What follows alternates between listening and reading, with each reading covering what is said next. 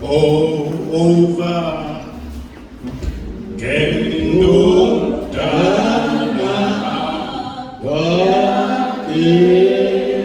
yodwa simbongeni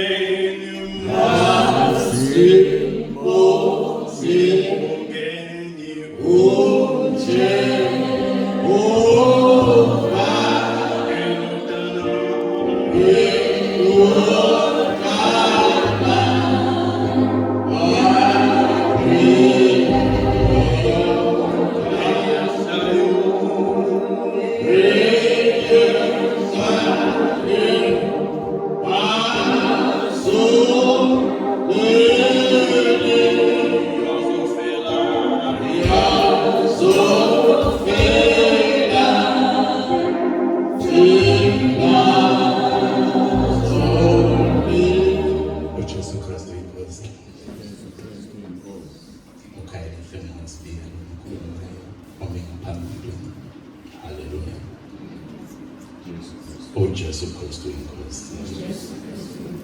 Ngiyabonga uNkulunkulu ngalolu suku lwesibusiso empilweni yami. Haleluya, Jesu Kristu inkosi. Ngesinoma ngibala ngithi unyaka wesithathu ngizelwe ngoba bengifana nomuntu bengazelwe bengiphila nje ngokwe-chance. Haleluya, Jesu Kristu inkosi. Kodwa kuthe uma ngingena la ngaphansi kwale ndawo ekhaya entabeni lapho kubonelelwa khona, zikhona iy'ndawo zabonelelwa kwezinye iy'ndawo. Ngithe uma ngifika entabeni ekubonelelwa kuyo kwaba ukuhlala, kwaba ukuthuka, ngazi ukuthi yini engena phakathi kwayo, kodwa uNkulunkulu emuhle endleleni ayifakaza ukuthi ngisendaweni right. Ngithi uJesu Kristu inkosi. Kuthe kukhona indaba engayazi ngifakazela zala. So ngima phambili kwami ngisafika la endabeni.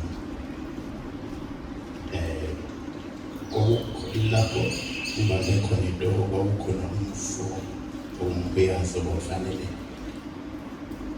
eyothetha icala and ummeli wakho esemtshenile ukuthi makapliye guilty khona kudliwe isikhathi senkantolo kuzosheshiswa kwenziwe izinto ngendlela ethola isigodi esincane. Nginothandeka laphana engixoxela uthandeka mina vele ngangingakazi ukuthi ngangisekhona lapha kwethu bayese masixoxa kufike ukuthandeka ethi asithandaze ehambe ecaleni lomfo sikusho le nto leyo kwangolesibili noma ngolesithathu okwangolesithathu sithandaze simnikeza iBhayibheli ufuna abaseRoma 10:9 ayifundele yena afunda emveni kwalokho bese sithandaza naye lo mfo uthi ngakusasa uma ebuya evele ngakhuluma ukuthi ezekini ngoLwesine avele ezekini afike ngixhawule enesmile ethi hayi iyasebenza lento yenu angishiya kanjalo suka hamba kumangazi ngombuzo hayi ngiyengithanda kuthi ngosuku olulandelayo futhi avele sezethetha ethawu angisafanele manje zonke insuku lokhu ngiphophana nalento ngibona lento eyiwani njalo nje ngathi hayi ngeke sengikhathele phela mina ekhiphe ukuthi iphume angisafuni sengifuna ukuphila impilo enormal phela ngiyekele uthi ngiyomgqibelo ezona ngizombuka ecaleni uthi ngomgqibelo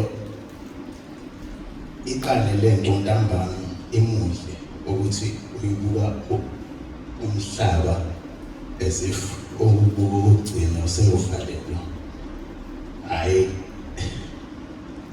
akabuke umuntu emehlweni ubhizi lokhu uyashalaza bheka le nale. Kuthi ngesonto kwangafanele ukuthi angene emsebenzini, ebalekela ukuthi uzoba stressed kakhulu eyedwa ahambe emsebenzini. Ngalo suku ngesonto kube yiso sona leso, akabuke umuntu uyiphilela impilo yakhe nje esesayidini, wenza konke ngendlela ubhizi ngale ndlela yaphithi.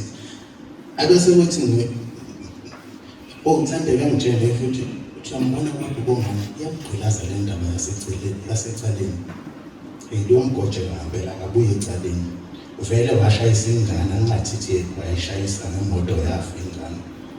And then bathiwa wahamba yothetha icala. Umsombuluko ahambe yothetha icala. Ebuye ngolwesibili. Uma ebuye ejabulile ngale ndlela. Engixawuleze ngiqhubule. Umbuye uthandeka ngitshele ukuthi uwenele icala. Ithawu. Avele sithandaze sibonge sinothandeka. Sengiyamcela-ke lo mfowethu ukuthi asambe phela sesontweni. Uyobonga kahle esontweni. Kuvuke lokho kwakhe. Apha lapha bakhonza khona umuntu. Kube sengathi izwi lingixoxela lithi uyabona-ke ukuthatha isinkwa sabantwana sinikeza ama-reptile kunjani. Iyona le nto le. Hayi. Ngokudlulise lokho. Ubufakazi bazalwane baseRoma.